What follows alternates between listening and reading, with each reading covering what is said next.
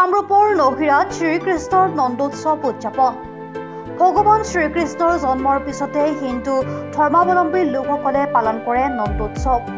কৃষ্ণৰ জন্মৰ আনন্দতে সকলোৱে বুকত নৃত্য কৰি ফূৰ্তি কৰাৰ পৰম্পৰা আজিও চলি আহিছে দক্ষিণ কামৰূপৰ বিভিন্ন প্ৰান্তৰ লগতে ঐতিহ্যমণ্ডিত নহিৰা গাঁৱত।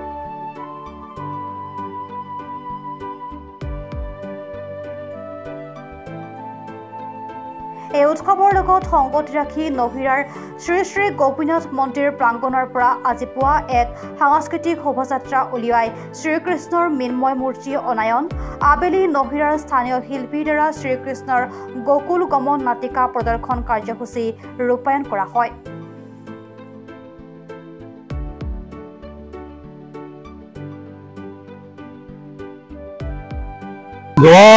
বিগত 18 বছৰ ধৰি আমি অনুষ্ঠানটো নহিৰা ৰাজহুৱা নন্দোৎসৱ হিচাপে পালন কৰি আহিছোঁ।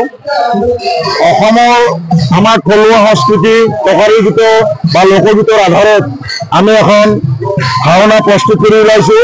সেই ভাওনাখনেই আমি নামকৰণ কৰিছোঁ কৃষ্ণৰ গোকুল গমন। যোৱা বছৰ আমি কৃষ্ণৰ গোকুল গমন নাটকখনিৰ লগতে তাৰ লগত সাম্ৰাজ্য ৰাখি কৃষ্ণলীলা বুলি এখন নাটিকা কৰিছিলোঁ, কিন্তু এইবাৰ আমি কৃষ্ণলীলা নাটিকা কৰা নহ'ল, কাৰণ আমাৰ হাতত সময় নিচেই কম আছিল।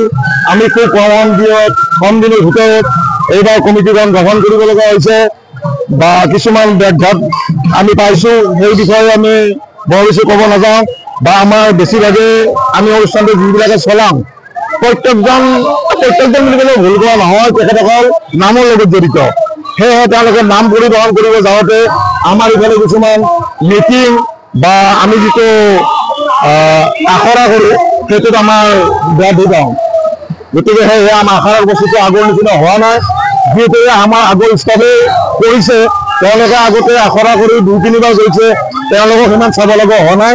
খুব দুদিনতে আমি তেওঁলোকৰ লগত চাই এইখিনি আগৰ দৰে হ'ব বুলি আমি ভাবিছোঁ। আৰ্থিকভাৱে হওক বা যিখিনি সহায়ৰ প্ৰয়োজন হয় এইখিনি কেনেকৈ যোগাৰ হয়? অনুষ্ঠানটো আৰ্থিকভাৱে সহযোগ আমাৰ সম্পূৰ্ণ যিটোৰে মই কৈছোঁ অলপ আগতে নহিৰা ৰাজহুৱা নন্দোৎসৱ।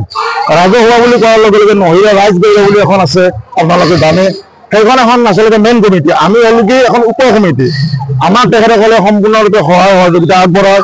অনুষ্ঠানটো লাভালাভৰ ক্ষেত্ৰত বা কিবা অনুষ্ঠানটো আমাৰ কেতিয়াবা ঘাটি লৈ তেখেতসকলে পূৰণ কৰি দিয়ে। গতিকে নহিৰাবাসী ৰাইজে আমাৰ আগৰবাৰৰ দৰে বা আমাৰ জগতটোক যেনেকে সঁহাৰি জনায় তেখেতসকলে জনাইছে।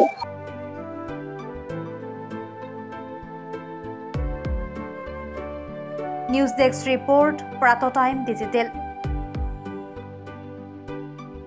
অসমৰ সংবাদ জগতখনৰ বাবে এক সুখবৰ।